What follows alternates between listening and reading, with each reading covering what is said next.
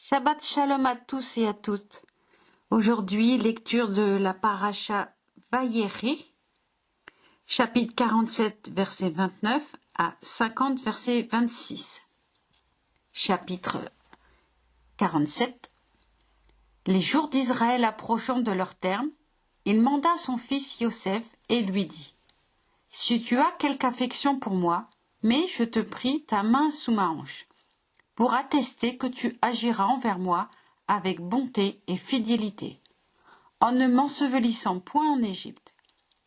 Quand je dormirai avec mes pères, tu me transporteras hors de l'Égypte, et tu m'enseveliras dans leur sépulcre. » Il répondit : « Je ferai selon ta parole. » Il reprit : « Jure-le-moi. » Et il le lui jura, et Israël s'inclina sur le chevet du lit.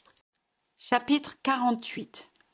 Il arriva, après ces faits, qu'on dit à Yosef : « Ton père est malade. » Et il partit, emmenant ses deux fils, Manassé et Éphraïm. On l'annonça à Yaakov en disant : « Voici que ton fils Yosef vient te voir. » Israël recueillit ses forces et s'assit sur le lit. Et Yaakov dit à Yosef : « El Shaddai Tout-Puissant m'est apparu à Luz, au pays de Canaan, et m'a béni. Il m'a dit : « Je veux te faire croître et fructifier, et je te ferai devenir une multitude de peuples, et je donnerai ce pays à ta postérité ultérieure comme possession perpétuelle. Eh bien, tes deux fils, qui te sont nés au pays d'Égypte avant que je vinsse auprès de toi en Égypte, deviennent les miens, non moins que Réhouven et Siméon, Éphraïm et Manassé seront à moi. Quant aux enfants que tu engendreras après eux, ils te seront attribués. Ils s'appelleront du nom de leurs frères à l'égard de leur héritage. Pour moi, quand je revins du territoire d'Aram, Rachel mourut dans mes bras au pays de Canaan pendant le voyage, lorsqu'une kibra de pays me séparait encore d'Éphrate. Je l'inhumai là, sur le chemin d'Éphrate, qui est Bethléem. Israël remarqua les enfants de Yosef et lui dit : « Qui sont-ils ceux-là » Yosef répondit à son père : « Ce sont mes fils que Élohim m'a donnés dans ce pays. » Yaakov reprit : « Approche-les de moi, je te prie, que je les bénisse. » Or les yeux d'Israël, appesantis par la vieillesse, ne pouvaient plus bien voir. Il fit approcher de lui ces jeunes gens, leur donna des baisers, les pressa dans ses bras.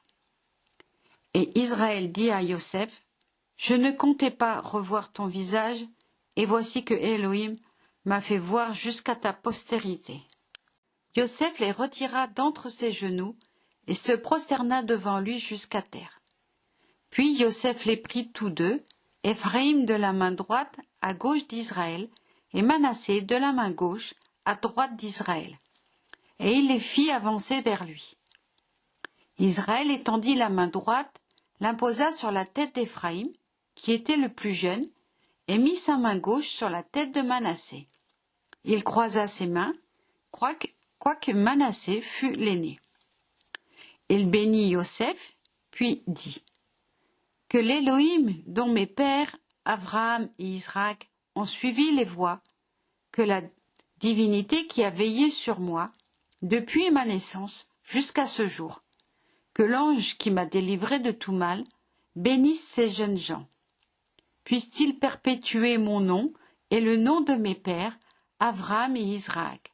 Puisse-t-il multiplier à l'infini au milieu de la contrée. » Yosef remarqua que son père posait sa main droite sur la tête d'Éphraïm, et cela lui déplut. Il souleva la main de son père pour la faire passer de la tête d'Éphraïm sur la tête de Manassé. Et il dit à son père : « Pas ainsi, mon père, puisque celui-ci est l'aîné, mets ta main droite sur sa tête. » Son père s'y refusa et dit : « Je le sais, mon fils, je le sais. Lui aussi deviendra un peuple, et lui aussi sera grand. Mais son jeune frère sera plus grand que lui, et sa postérité formera plusieurs nations. » Et il bénit alors, et il dit, Israël te nommera dans ses bénédictions en disant, Élohim te fasse devenir comme Éphraïm et Manassé. Il plaça ainsi Éphraïm avant Manassé. Israël dit à Yosef, Voici, je vais mourir, Élohim sera avec vous, et il vous ramènera au pays de vos aïeux. Or, je te promets une portion supérieure à celle de tes frères, portion conquise sur l'Amoréen, à l'aide de mon épée et de mon arc.